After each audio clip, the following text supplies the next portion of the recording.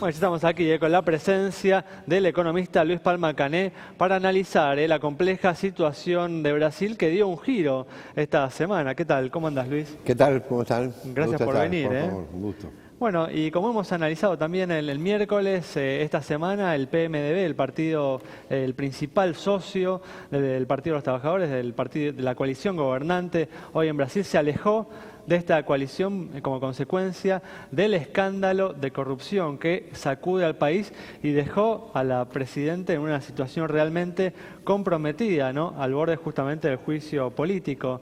¿Cómo ves, Luis, que se puede desarrollar esta situación en los próximos días? Como vos bien dijiste, la situación ya está llegando a sus fines, ¿no? Porque si de algo se podía agarrar Dilma hasta ahora era su coalición, sobre todo es una coalición de varios partidos, pero fundamentalmente con el Partido del Movimiento Democrático Brasileño, que la abandonó, su vicepresidente del PMDB y está operando para quedarse él con la presidencia. Y yo creo que el escenario más probable hoy, o sea, es que ya hay una comisión específica de diputados para evaluar si merece o no juicio político, que se descarta que sí. Eso después se va a votar a diputados, que por 2/3 decide si se hace impeachment o no, y finalmente va al Senado. Tiene un antecedente también en Brasil, ¿no? El de Collor de Mello. Claro, Collor renunció. Ah. Ante el proceso renunció. Porque el problema que vos tenés es que si Dilma no renuncia, todo este proceso lleva por lo menos 180 días con un presidente provisional, porque una vez que la Cámara de Diputados aprobara el juicio, ella tiene que pedir, bueno, se la separa del cargo, aunque sea transitorio, y asume el vicepresidente. Con lo cual se generaría una incertidumbre muy grande de la situación política, y todos sabemos que la incertidumbre es el enemigo número uno de los mercados. Por lo tanto, uno podría decir que lo mejor, mirá que te voy a decir, desde mi punto de vista, lo mejor que le puede pasar a Brasil es que Dilma renuncie y termine con esta incertidumbre, porque Dilma políticamente está acabada. Porque la crisis que tiene Brasil es una crisis al cubo, es una crisis política, que es la que estaba mencionando, una crisis de corrupción fenomenal y una crisis, te diría, económica, con una recesión del orden del 3-4%, este año también, el año pasado, este año también, la primera vez en 30 años que pasa esto, desempleo creciente, inflación creciente, déficit creciente.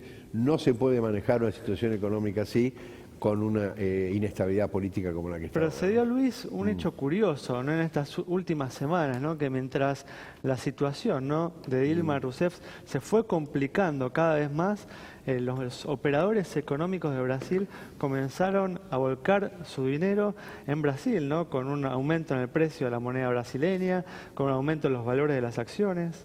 ¿Cómo se explica esto? Se explica fácilmente porque el mercado está en contra de Dilma, porque Dilma, el final de su primer mandato fue evidentemente un esquema populista, se agravó en el primer año del segundo mandato y esto llevó a una explosión, si vos querés, social, porque el populismo sin plata, como se quedó Brasil, colapsa. Y entonces el mercado, en cuanto ve señales de que Dilma se va, juega a favor. Porque que Dilma se va significa que Temer va a ser más market friendly y además que se va a eliminar un grado de incertidumbre muy grande y se va a acabar con el populismo, ¿no? De manera que esa es la explicación que no parece lógica, ¿no? Que ante más disturbio político, ¿no? Incertidumbre, bueno, pero es como que están apostando a que esto se soluciona, ¿no? Claro, ahora, hace no muchos años Brasil era una especie de mejor alumno en los años de Lula. Lula parecía como el hombre que había nacido desde la izquierda y de alguna manera había transformado a Brasil, haciendo amigable para los mercados, abriendo las fronteras, con planes sociales, pero con políticas pro mercado. Y ahora hay una especie de crucifixión de Lula, se le abren las cajas fuertes para mostrar regalos de expresidentes, digamos, que cualquier expresidente por ahí tiene, y hay un poco de encarnación, digamos, mediática a la figura de Lula. ¿Cuánto hay, digamos, de esto, ¿no? De un poco de ver qué es lo que realmente hay de malo en el gobierno de Brasil y cuánto hay de la amplificación que hacen los medios hacia un gobierno que hasta hace pocos años era un ejemplo para toda Latinoamérica? Sí, yo creo que hay dos etapas acá, ¿no? Una primera etapa clara que son el primer gobierno y el segundo, un poco menos, de Lula, que fue muy bueno, sacó un 20-30% de la población, de la pobreza a nivel medio, con un esquema de progresista muy adecuado, con un esquema social también muy bueno, pero en ese momento Brasil estaba creciendo, no tenía déficit, entonces se permitía, está bien cuando eso sucede, que la economía mejore y que mejoren los sectores más perjudicados. Pero de hecho, de nuevo, lo que yo les decía, en el sentido que lo de Dilma fue una hecatombe, ¿no? Fue una decadencia permanente, lo cual no significa que los medios no amplifiquen un poco, como también amplificaron cuando la cosa estaba buena, ¿no? El periodismo es así, de manera que ahora lo que uno no puede decir ni que estaba equivocado el periodismo cuando decía que la economía avanzaba bien, ni puede decir ahora que la economía anda mal porque el periodismo la amplifica. Pero en 3 o 4 años, Luis, pasar de mejor alumno de América Latina a una crisis terminal que destruye un gobierno democrático, algo raro pasa en el medio, ¿no? Vamos, está bien. Primero no es la destrucción de un gobierno, no es un golpe, ¿no es cierto? No es un golpe militar ni nada, está dentro de la Constitución brasilera, de manera que yo por lo menos no estoy de acuerdo que esto sea un golpe, porque cuando dice un golpe parece que es un golpe militar o un golpe, no sé, del imperialismo. Esto es, uno la puede criticar o no el proceso, pero el proceso está indicado por la Constitución. Las mayorías están escritas y bueno, uno puede preguntar si cómo el PMDB, que fue su principal aliado durante 3 años, lo abandonó. Esas son cosas de la política que te podrá responder mejor un politólogo, pero la verdad que la situación de Brasil es muy mala y creo que la presencia de Dilma la sigue agravando, lamentablemente. Yo me encantaría que Dilma continuara su mandato porque creo que es una alteración del proceso, ¿no es cierto?, institucional, por más que sea dentro de la Constitución. Pero me parece que desde el punto de vista brasilero, desde el punto de vista de la economía, desde el punto de vista social, lamentablemente creo que es más conveniente que ella renuncie, no que se someta al juicio político por todo ese proceso de incertidumbre que hay, ¿no? Luis, ¿cómo viene afectando, ¿no?, la crisis brasileña a la economía argentina y cómo crees que puede afectarla en los próximos meses? Y es muy claro, si el país como Brasil está en recesión el año pasado, va a estar en recesión este año, ha devaluado su moneda, el año que viene apenas va a crecer, y es el principal socio comercial de la Argentina. Hubo un alivio igual con la recuperación del valor del real, ¿no? Me imagino para algunos exportadores argentinos. Bueno, ¿no? Pero el real está, digamos, estaba en 2.50, que está entre 3.74. Pero llegó a ¿no? estar 4.20, Sí, ¿no? está bien, pero obviamente que la devaluación igual sigue siendo grande.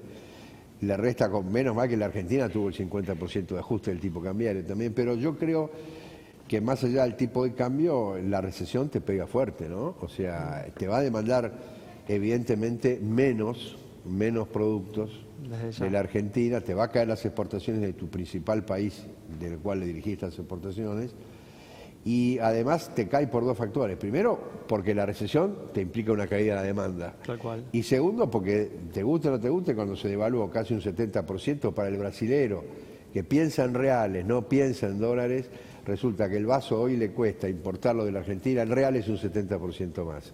Y eso lo mata porque el salario real en dólares de Brasil cayó. No, sustituye obviamente. seguramente ese vaso argentino por un vaso brasileño, obviamente. Sí, o seguirán con un vaso de papel, qué sé yo.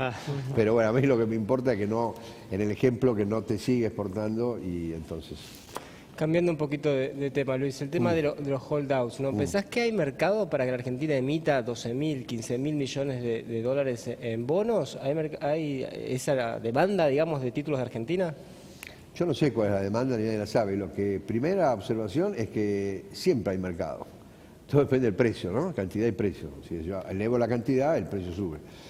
La Argentina hoy emitir 15.000 millones en el mundo no es mucho, eso no es una cosa que los mercados digan, uy, qué cantidad exorbitante, porque no nos olvidemos que la liquidez que hoy hay en el mundo es histórica, las tasas de interés están por el suelo, entonces el apetito por el riesgo, cuando vos tenés un bono del Tesoro a 10 años al 2,80, 2%, y la Argentina va a pagar el 8%, no va a tener problemas para colocarlo en la Argentina. Ahora, la tasa no va a ser el 3% ni el 4% de Uruguay, va a ser el 8, 8,5%, y bueno, digamos, arreglar el tema de los holdouts es fundamental para volver al sistema internacional. Pero no crea la gente que por eso por arreglar los holdados vamos a pagar 2 pesos, no es así, ¿no? Luis, bueno, muy interesante, pero se nos acabó el tiempo. Bueno, Muchas gracias por estar por con favor. nosotros. Nos vamos entonces con el análisis del economista Luis Palma Cané sobre la compleja crisis de Brasil, las repercusiones en nuestro mercado, en nuestra economía y las perspectivas de la Argentina a partir de la aprobación del acuerdo con los holdouts. Nos reencontramos el próximo miércoles a las 20:30 aquí en Metro.